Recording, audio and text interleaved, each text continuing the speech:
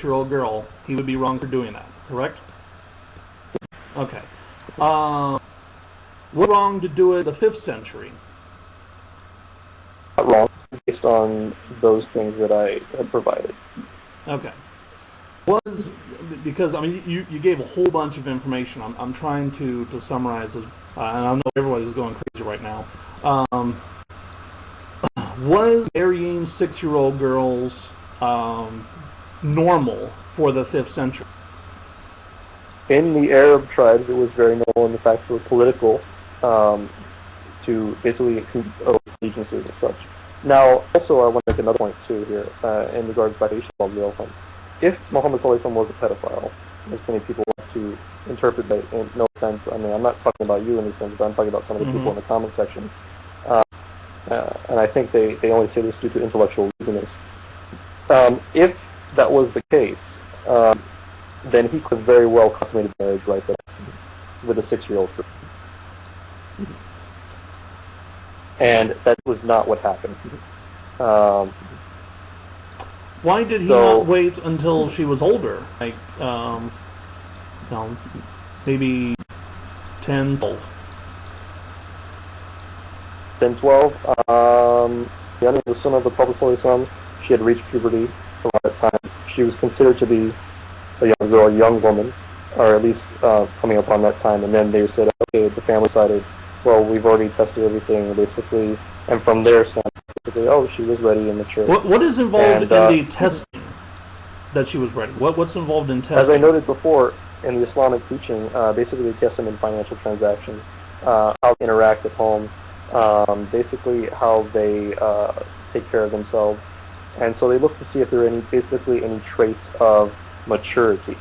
But of course, this is never always, 9 years old, was the time of maturity. Obviously, if you look at Imam Shafi, which is only like a century or two afterwards, he basically stated very specifically, the minimum age for marriage was 15 years old. 15 for him. So 15 was normal. 15 was minimum for him at that time. So scholars have been basically changing that based on these rulings. So it's never been the static age that people pick. It's always based on two things: the physical maturity and by the way, also scholars say this as well. They say that if a girl does not look like she is fit for having a child, that basically that is wrong to consummate with her, because it would bring harm to the girl. That it would actually be considered a sin to consummate the marriage with that girl. So. Okay.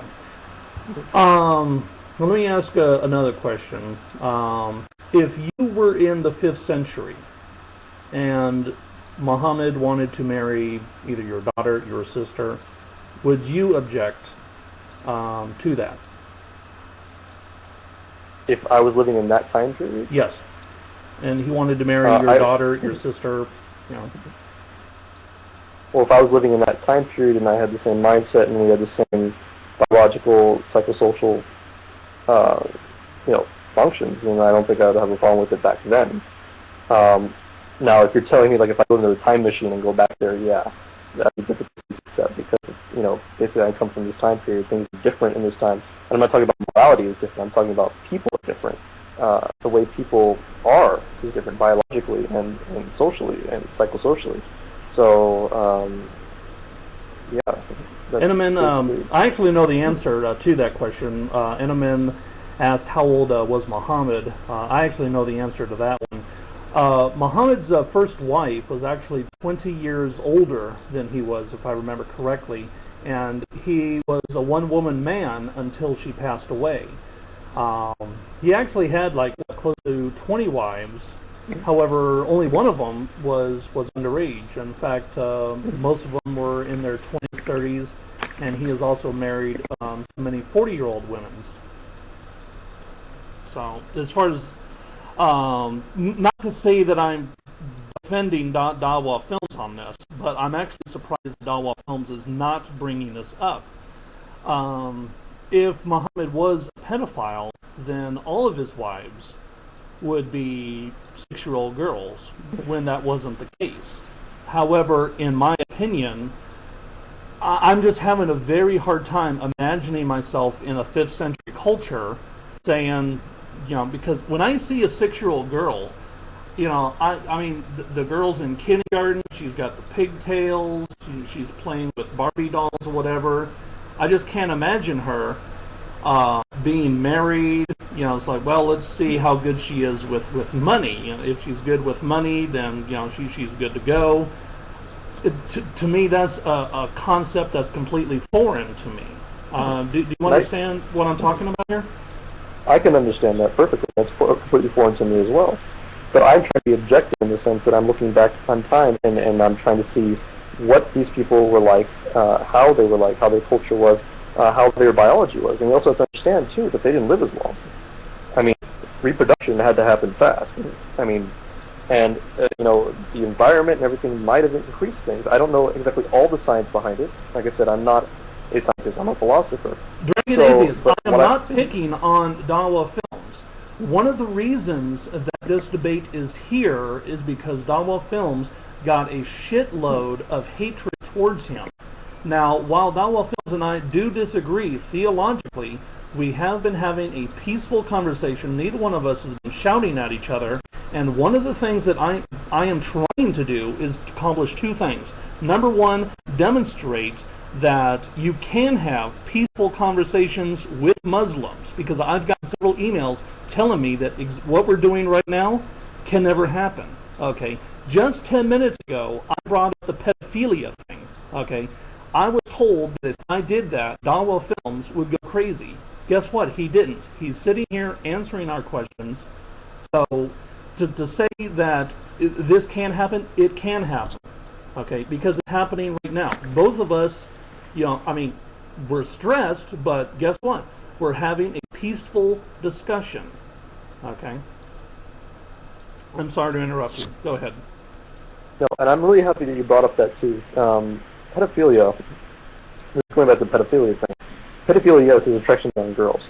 And like I said, this is a very foreign concept to us, and I brought up the whole thing about reproduction having to happen early because also the higher chance of death and the lower chance of being longer.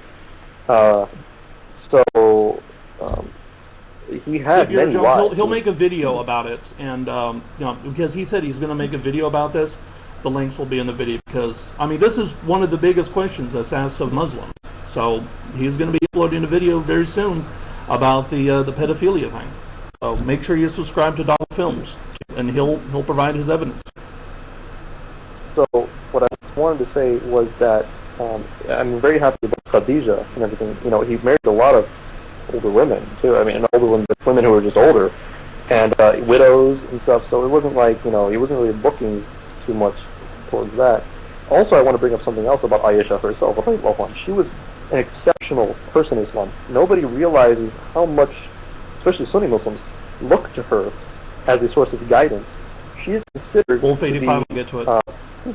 She's considered to be one of the most knowledgeable scholars in Islam. She had almost a perfect memory. Many people came to her far and wide to learn from her. She was also a military commander.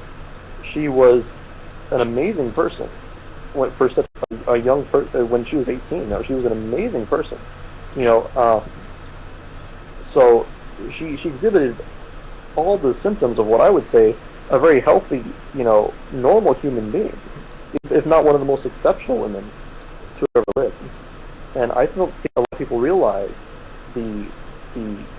just how well she was treated, and just how much of an influence she was to the rest of the world.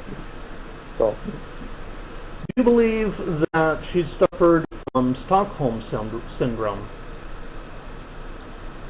I've never heard that claim ever made. Do you know what Stockholm syndrome is? Not. Okay. Basically, Stockholm syndrome is where basically, once you've been, captured, brought into submission, eventually you begin to